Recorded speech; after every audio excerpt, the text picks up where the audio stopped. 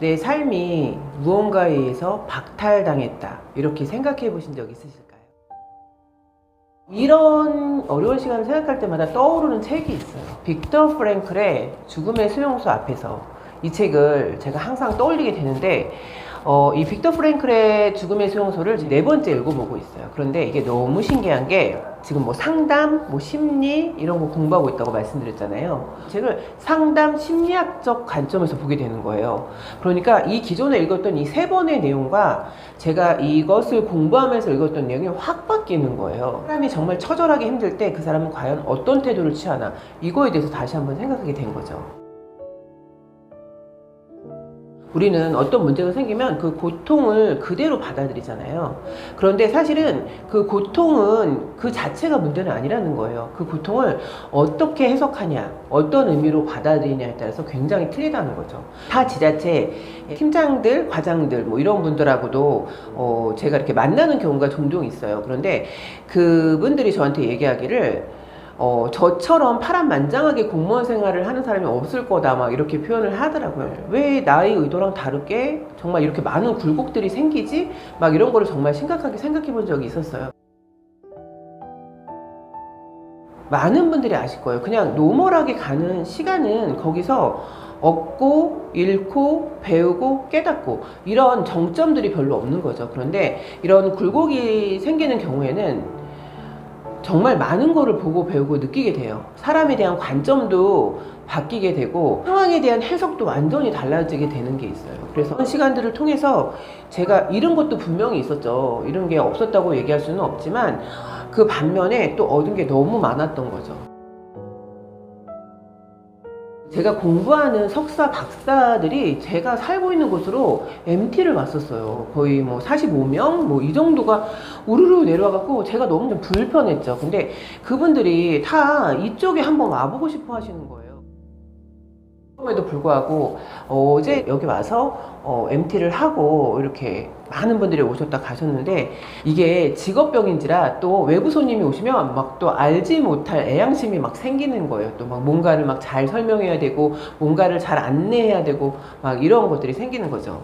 그런데 너무 감사한 거는, 저희가 어떤 상담 쪽, 심리 쪽 이런 거를 같이 공부하는 원우들이 많이 있다 보니까 이런 거에 대해서 되게 심도 있게 얘기할 수 있다는 게 저는 너무 감사하더라고요. 그리고 이런 거에 대해서 서로 깊이 있는 대화를 많은 분하고 나눈다는 거는 사실 되게 어려운 부분이 있잖아요.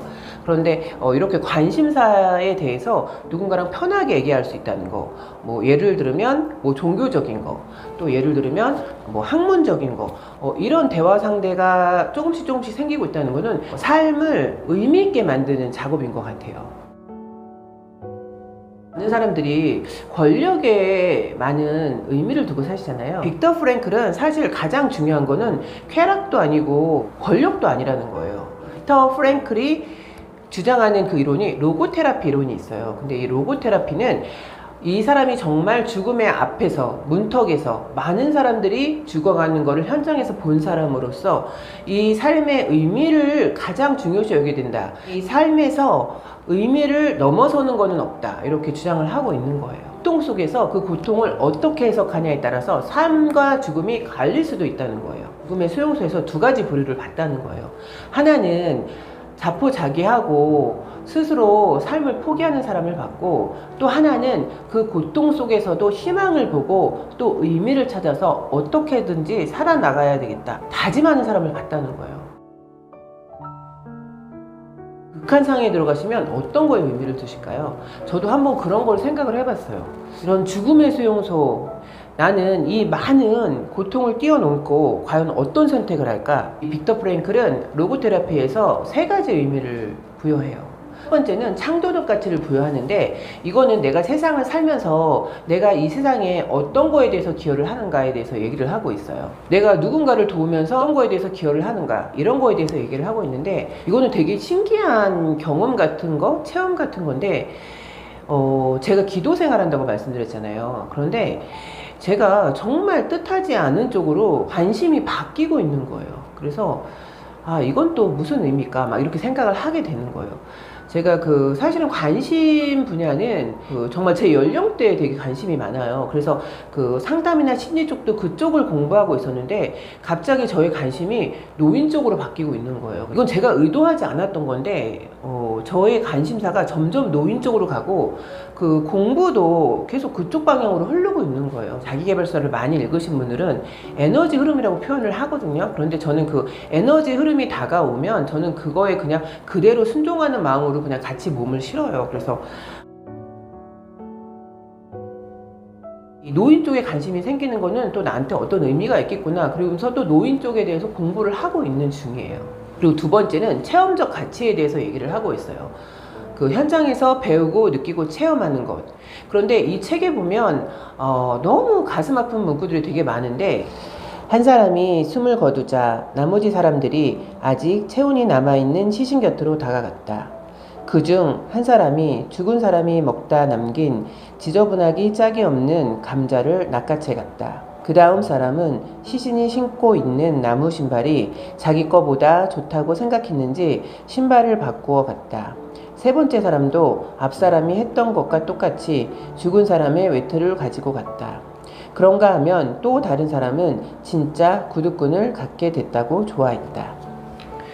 누군가가 바로 옆에서 죽어가는데 그거에 대해서도 굉장히 둔감해지고, 단지 거기에 있는 어떤 물건에 시선이 간다는 거는 정말 우리 인간들의 정말 밑바닥을 드러내고 밑바닥까지 내려갔을 때의 모습을 이 문구들은, 이 페이지는 되게 신랄하게 보여주는 것 같아요. 빅터 프랭클이 맨 처음에 이 책을 쓸 때 본인 실명을 노출하고 싶지가 않았었대요. 그런데 이런 실존적인 책들은 본인 실명을 노출하지 않으면 신뢰감이 확 떨어지는 거죠. 그렇기 때문에 이 빅터 프랭클이 이 실명을 노출하면서 이 책을 썼는데, 그렇기 때문에 어떻게 보면 로고테라피란 철학을 만들 수 있었던 것이 아닌가 그런 생각이 들더라고요. 세 번째, 로고테라피에서 태도적 가치에 대해서 얘기를 하고 있어요. 바꿀 수 없는 상황에서 어떤 태도를 취하냐, 이것이 되게 중요하다는 건데, 극한 상황에서 태도적 가치에 대해서 설명한 부분이 있는데 이것도 한번 읽어드려 볼게요.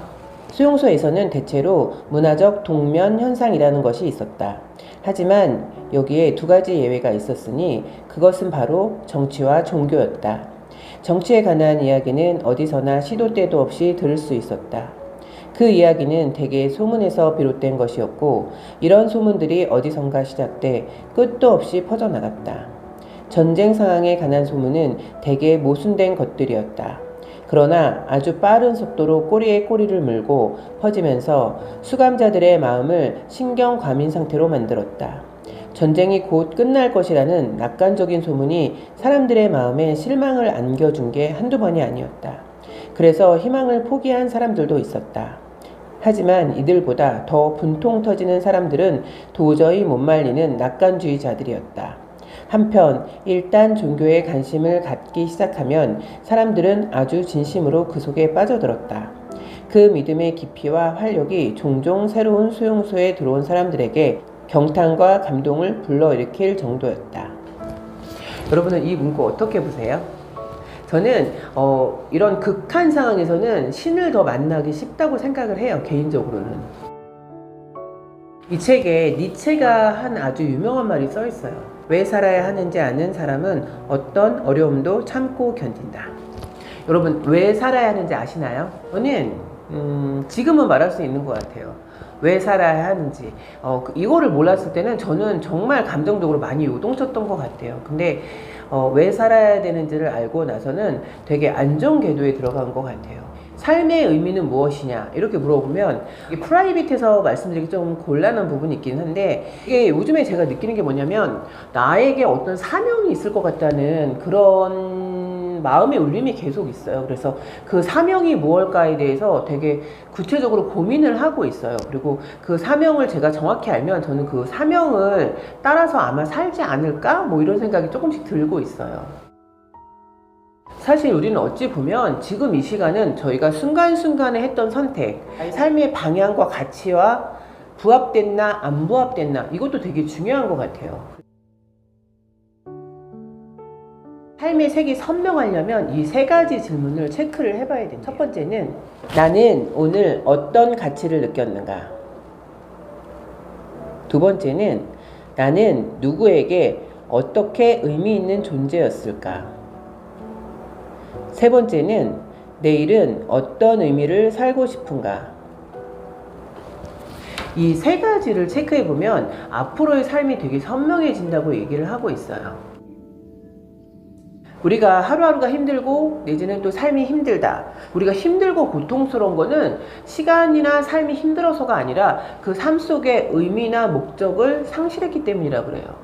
그래서 삶의 의미를 찾는 건 굉장히 중요하다고 얘기를 하고 있고, 이 책은 어찌 보면 그 삶이 이 빅터 프랭클을 버렸던 거죠. 그런데 이 빅터 프랭클이 삶의 의미를 가지고 이 삶을 잡았던 거죠. 그래서 우리한테 중요한 거는 누군가에 의한 선택이 아니라 내가 그거에 대한 의미를 부여하면서 사는 거, 우리가 이 삶에 어떤 의미를 부여하나, 이것이 우리한테는 앞으로 남은 시간에 가장 중요한 과제라는 생각이 들었습니다.